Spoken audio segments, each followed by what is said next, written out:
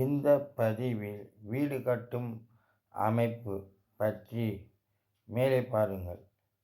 எந்த லக்னமாக இருந்தாலும் லக்னத்திற்கு 4ஆம் பாவக அதிபதியும் சுக்கிரனும் ராகுவும் பார்வை, சேர்க்கை, பரிவர்த்தனை ஏற்பட்டால் கீழ்தளம் வைத்து வீடு கட்டுவார்.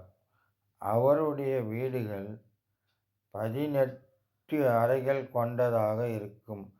அதாவது ஒரு பெரிய வளாகம் போன்ற அமைப்பு உள்ள வீடுகளை கட்டுவார் என்பது. கீழ்தளத்தில் அதிக நீளமுடைய வீடுகள், கடைகள் போன்ற அமைப்பை கட்டுவார்கள் என்பது. ஜாதக ராசி கட்டத்தில் எந்த மாதிரியான அமைப்பிற்கு என்பதை பாருங்கள். லக்னம் எதுவாக இருந்தாலும் லக்னத்திற்கு 4ஆம் பாவக அதிபதியும் சுக்கிரனும் ராகுவும் பார்வை, சேர்க்கை, பரிவர்த்தனை பெற்றிருக்க வேண்டும். கீழ்தளம் அமைத்து வீடு கட்டுவார். அவருடைய வீடுகள் 18 அறைகள் கொண்டதாக இருக்கும். அதாவது பெரிய வளாகம் போன்ற அமைப்பு உள்ள வீடுகளை கட்டுவார்கள். அடுத்த விதி அடிக்கடி இடம் மாறுதல்.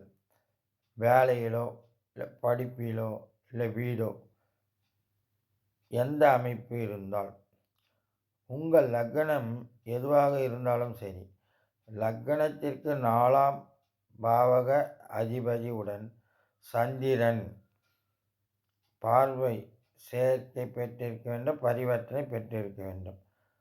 இப்படி இருக்கிற அமைப்பு ஜாதகர் அடிக்கடி வீடு மாறுவார்கள், வாகனம் மாற்றுவார்கள், கல்விக்காக பல பள்ளிக்கூடமும் மாறுவார்கள். காரணம், சந்திரன் பிரயாணக்காரகர் என்பதால் இந்த அமைப்பு ஏற்படுத்தி விடுகிறது.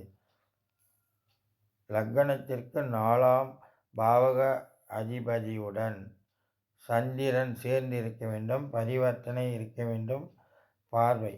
இது போன்ற அமைப்பு இருப்பவர்கள் வீடு, வாகனம், கல்வி போன்றவை அடிக்கடி இடம் மாறுதல் நடைபெறும் என்பதை நீங்கள் புரிந்து கொள்ளலாம். இதன் மூலம் மேலே இருப்பதை தெரிந்து கொள்ளுங்கள் படித்து.